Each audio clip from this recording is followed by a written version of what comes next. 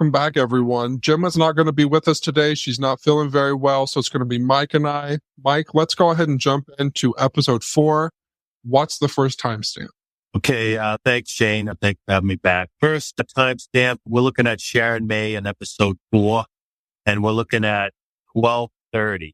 Right at the very beginning when she starts talking, she's talking about she was driving to the cemetery when they were digging up all the evidence, and she's explaining very flamboyantly that she was driving a red convertible and it was explaining all this stuff. And so that's irrelevant information, overly specific information that the listener doesn't need to know about. She could just say, hey, we were driving to the cemetery to see this evidence being dug up. That's all she needed to say. But that signal she wanted to come across is she's open, she's fun. I was having a great time. The sun was out or whatever in my convertible, and I was on my way to see this. So it was kind of a sign of deception. Hey, I'm open, going to give you what you need. I'm going to answer all these questions honestly.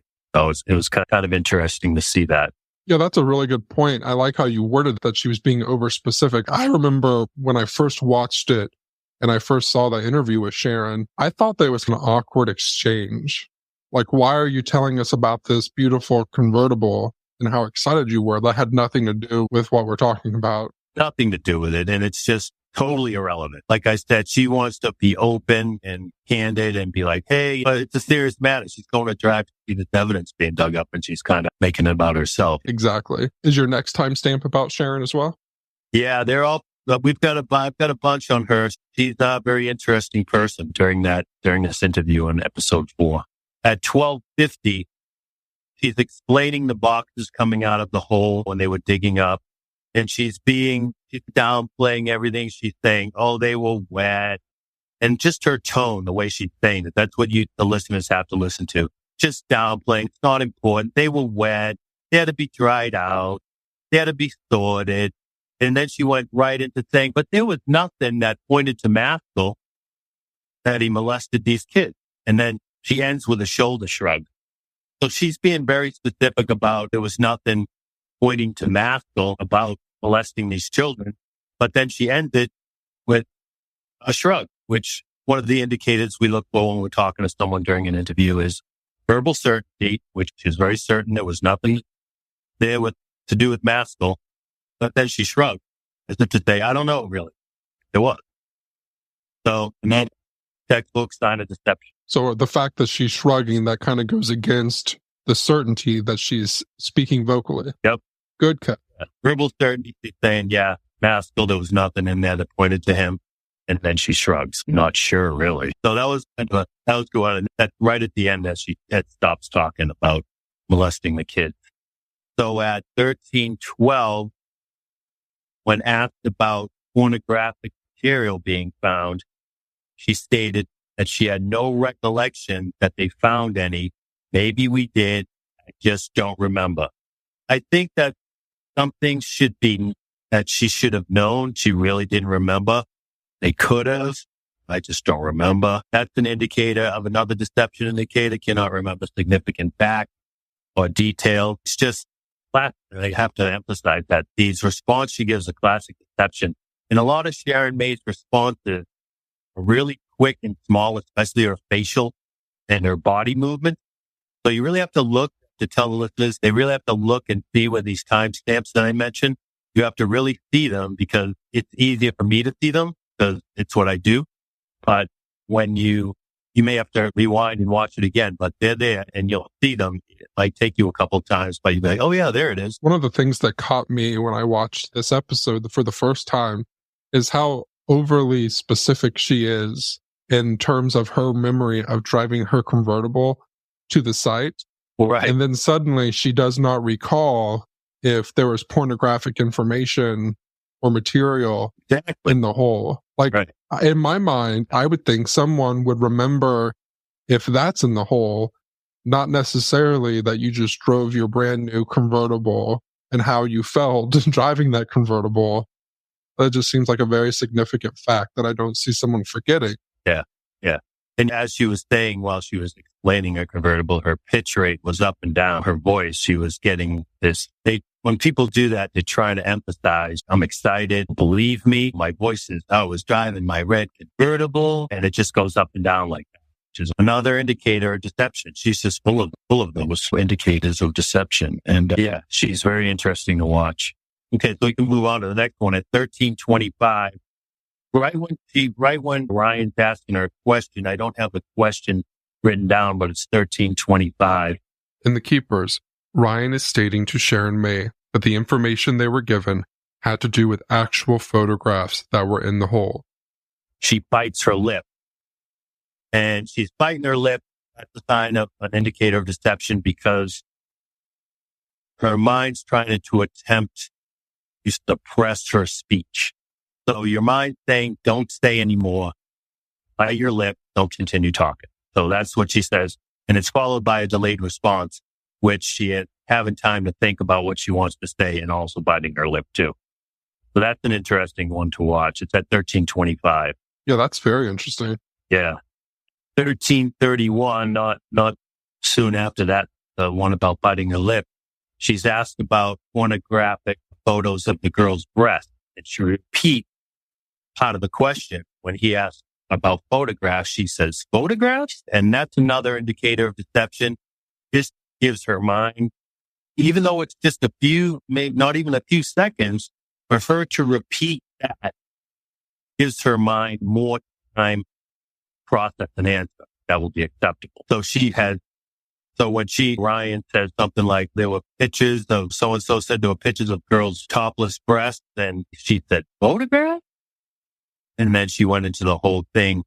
Oh no, I would have known if there were photographs, but, totally gives her more time to answer the question and think about what she's saying. That's the thought process behind that when you repeat a question or part of a question.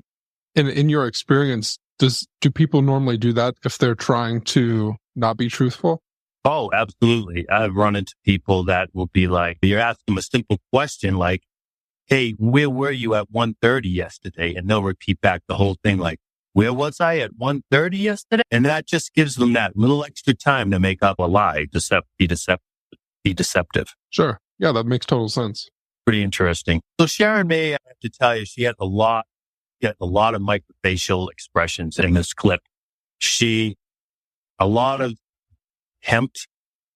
She doesn't want to be there. When she makes this face, you can see her. She purses her lips together and her eyebrows go up and her head tilts to the side. That's a classic look of contempt. Like she doesn't really like these questions. She doesn't like being in this situation. A lot of the times it shows up, he answers the question, then she gives this look like you'll be able to see it. And that's 41. And once you see this one, if you go back through the clip, you'll see it a lot. So it's microfacial of contempt at the interviewer when he mentions photos. Like she just gives this look like, again, do I have to answer this again? I'm going to see her do that. For the next timestamp, it's at 16 minutes and 40 seconds.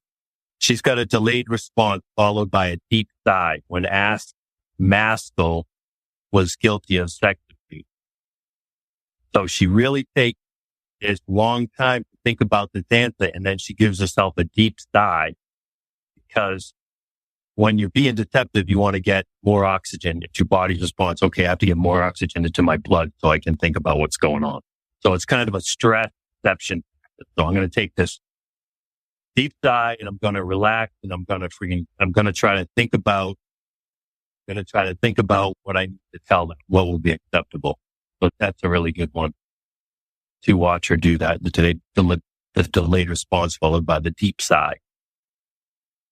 And at 1737, when asked if the state attorney's office ran interference for the church, she looked away from Ryan, away from the interviewer, and gave a delayed response, and her voice pitch changed.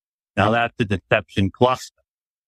Now, when you have more than two, a definite sign that she's not being truthful during that point, they're very pronounced. You'll be able to see all three of them. She looks away towards the window. Then she takes a long time to answer. And then her voice pitch changes. And you'll hear that change and all classic signs of being deceptive. Pretty textbook for that one too. Yeah, so what you're saying is by her doing that would make you believe that wasn't a truthful answer that she was then going to give. She probably knew, and this is my opinion, she probably knew that it was interference ran, and she looked away and said, I can't make that. When you can't make eye contact with someone like that and you look away, that's 100% being deceptive. And when you can't process the thought right away, most people would be like, no, we didn't run it interference. There was no interference. It would come right out. Fact, and that's it. And when she looked away and had that long delayed response and the pitch rate volume change, yeah, it's not good for her. So she was definitely being deceptive, and she probably did know about interference being run. So I would say that one was a good example of deception, her being deceptive. And at 1833, when she stated if the allegations were made about Maskell, if they asked her were the allegations, she said she would look at it. If she had the goods, it got charged. That's as straightforward as I can be. And that's what she said, right? So her verbal message doesn't match physical gesture. Once again, she's nodding no while she's saying that's as straightforward as I can be. So once again, you're telling one thing, but your mind knows that it's not true. So your body automatically signals and gives you the no. Yeah. She's like saying no in her mind, but her verbal message is that's as straightforward as I can be. Yeah, that makes total sense. I can definitely see how someone's mannerisms wouldn't follow up, or they would be more truthful than what they are being verbally. If she was saying that's as straightforward as I can be, she should be nodding yes. That's as straightforward as I can be. Yeah. Not saying no. Makes perfect sense to me. Yeah. One thing I forgot to mention throughout that clip, now another sign of being under extreme stress is bulging neck artery. And if you see Sharon while she's talking, there's actually good lighting in that clip part of the interview where you can see it's almost like rope-like, that carotid artery. You can see it mostly on the right side. And it's you have to see when she turned and I know listeners will say, no, that's the ligaments in her neck. No, you can tell the difference. You can see this carotid artery. Like I said, it's almost rope-like in thickness. And when she turns in a certain way the light hits, you can see it. Bulging neck artery means her blood pressure's up and she's under an extreme amount of stress right there. So throughout that, the listeners can look for that. Especially with the window behind her, you can see it. And it's a classic sign of stress and that her blood pressure's up and she's very uncomfortable being there.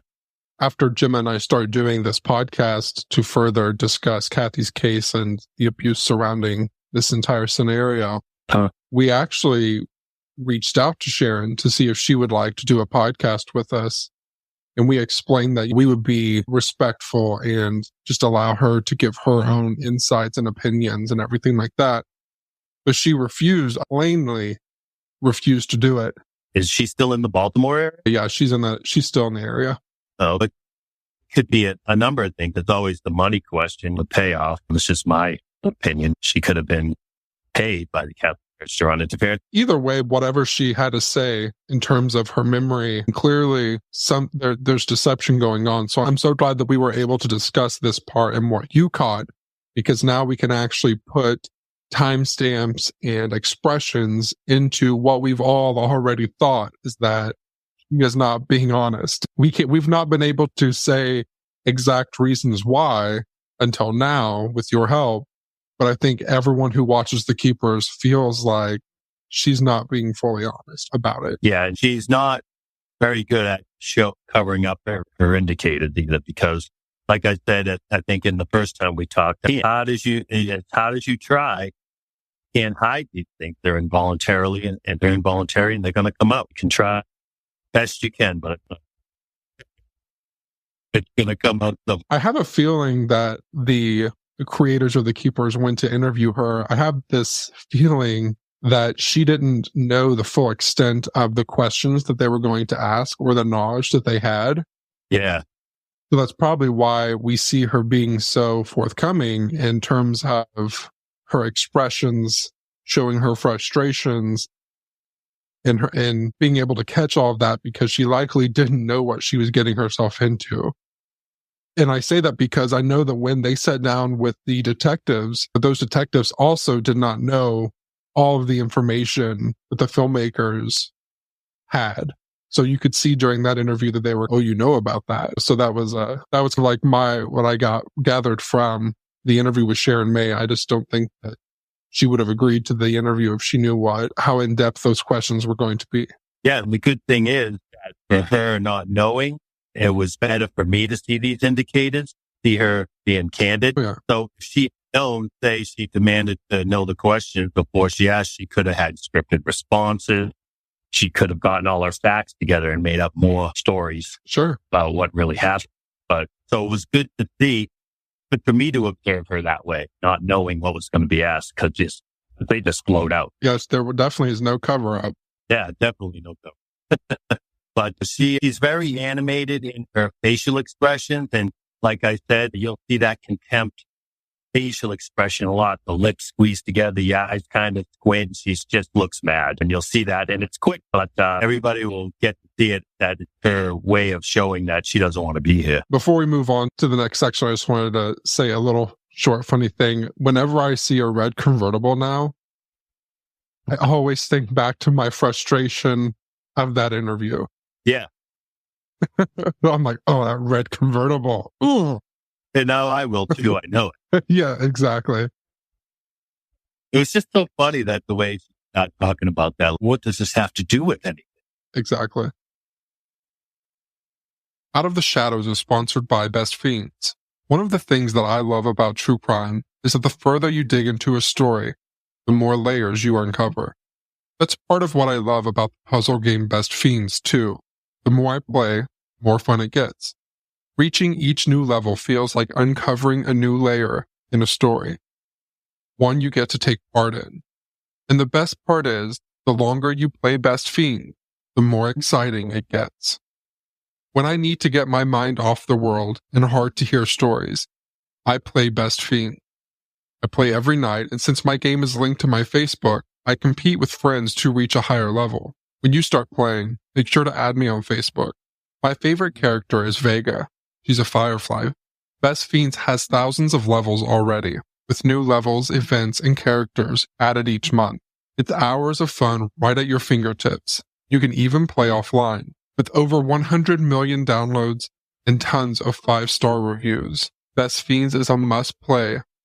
Download Best Fiends free on the Apple App Store or Google Play. That's Friends, without the R, Best Fiends. Okay, so I think that does it for Sharon May and all her. There's a few other ones later, but nothing. I don't think a few clips they had of her really short, but I don't think there was anything major. But episode 4, this is the end. It's just a clip of Dr. Richter. This is in episode 6 at 21 minutes and 44 seconds. When they're at the door and they go to his house, so he's just showing two indicators for him. When asked if he knew Father Maskell, it was a very delayed response. And he mentioned whatever years ago, but it was a really delayed response. He didn't know what to say. He didn't want to say if he knew him really well. So he just waited, thought about it, and then blew it off. And he also gave the hand wave, this dismissive hand wave as he was talking. That's it. I'm done. I don't know. I don't want to talk to you. And just wave them off. Go away. So that was the only thing I had on him because it wasn't very long. But both was a delayed response, deception, and the hand wave was just a dismissive gesture. But anyway, that was it for episode 4 for me. We can go into episode 6, probably the longest one, and it involves mostly Edgar. Okay, so episode 6, we're going to be talking primarily about Edgar. And the first time when the interview started with Ryan in his apartment, the first observation I noticed was the stuffed animal. This timestamp is 2 minutes and 18 seconds. What's with the stuffed animals? He's surrounded by them. So stuffed animals, soothing characteristic. It doesn't have to be stuffed animals. It can be anything that calms the person down, puts the person at ease, but it signals a traumatic event in the person's life.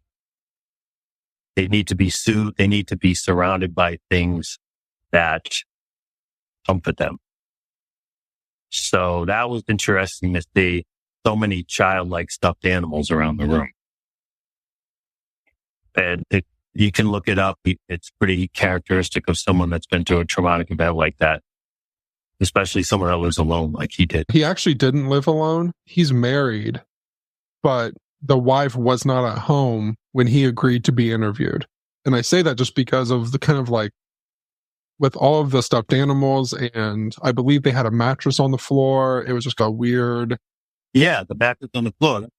I think that's why I probably assumed he was living alone. They get this mattress on the floor and it's surrounded by stuffed animals. Yeah. Okay. He was again, the stuffed animals, and he kind of an unkept place to look like. And it could have been a little bit of a hoarding issue.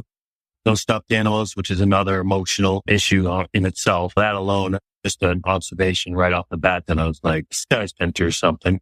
To have them sitting on the floor like that around the mattress instead of up on a shelf or in boxes, it's strange. Yeah, very strange. All right, at 2:59, when he's shown Maskell's picture and asked if he knows who he is, and he responds Maskell, instantly he begins to self-soothe by face touching. So he's stroking his face, touching his face, which is a stress indicator. It's just the way to calm. This is all right. And then the increased breathing rate started. Now I want to emphasize on the increased breathing. And I know people will say he's old. He's got breathing problems.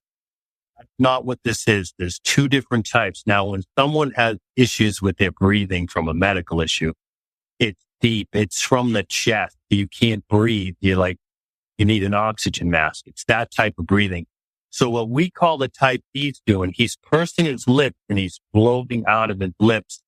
And that, we call it a fish out of water.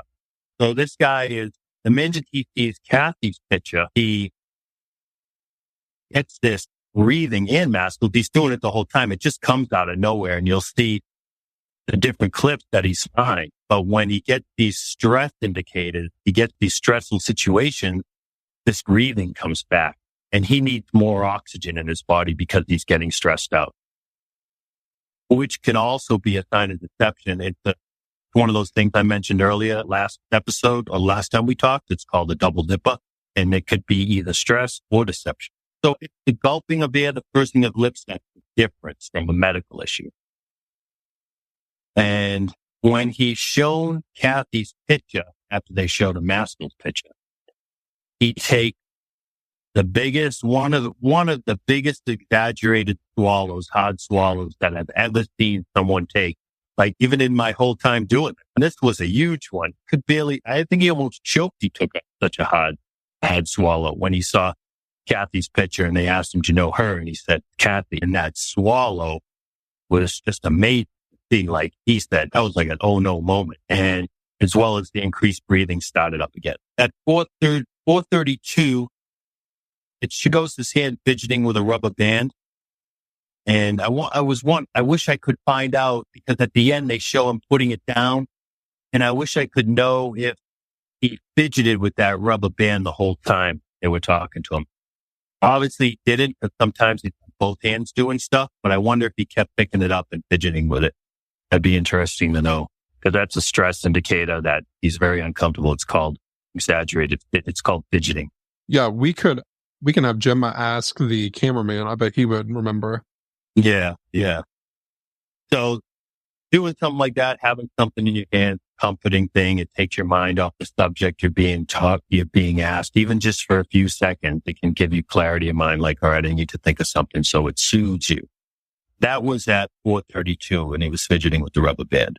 I think it just shows him putting it down or picking it up, but that's why I wanted to know if he had it in the most of the time. And at 4:45, he gives the babysitted vague answer. When asked about the police, he just was irrelevant and just gave an answer that didn't even make sense. He was just like, when asked about the police, what did they tell? What did they think? He just gave an irrelevant answer, basic and vague, at 4:45. And at 5:14, Ryan asked him, do you know why they visited you? Why the police visited you? And his eyes got really wide open eyes. sign of stress. Oh no. Oh crap. What are they going to ask? And then he begins to touch his face again. Again, a self-soothing gesture. He's got to calm down. What are they going to ask me? I'm really stressed out. So he has a lot of stress indicators, but as we go down the list, you'll see how they get more in depth. At 5:31, when asked to come home with blood on your shirt, he gave an exaggerated yawn. This one you have to really look for, but an exaggerated yawn is the stress and deception factor. So you make the motion of beginning a yawn, like when you're tired, but all of a sudden your mouth just shuts. So it gives you a little more time. It's one of those things, again, that give you a little more time. And it's just a response to a stressful question or being deceptive. He'll start that yawn like, I didn't want, and then just shut his mouth. So that's interesting to see. And it's really quick. It's called an exaggerated yawn. You have to watch for it. His mouth will open, then shut. And at 16:04, cannot remember significant facts about when they asked him about how he hit his hand. When they asked him how he did it, he didn't know. And again, followed by that answer was another exaggerated yawn, a small opening, the start of the yawn process, but then he ends. And which is another sign of deception, which is saying he knows how he hit his hand. He's just not going to say. All right. So at 6:39, so this one's really important. And this is my observation, my opinion of this. This is called the behavior cluster, what I'm going to explain, and also known as the submission cluster. So submission cluster is, he was self-soothing. Notice that in the clip at 6:39, I think his left hand was in the shape of an L up by his ear and down along his jawline, stroking his mouth and his chin area with his dominant hand. And also he had wide open eyes during it. So this whole submission cluster, when they were asking him questions, when he was showing all these clusters, in my opinion, this is a point where he just wanted to confess about his part in Cathy's murder. It's called the submissive pre-confession cluster also. So I think at this point, and I'm pretty sure of it, I think that he wanted to confess what his role in Cathy's murder was.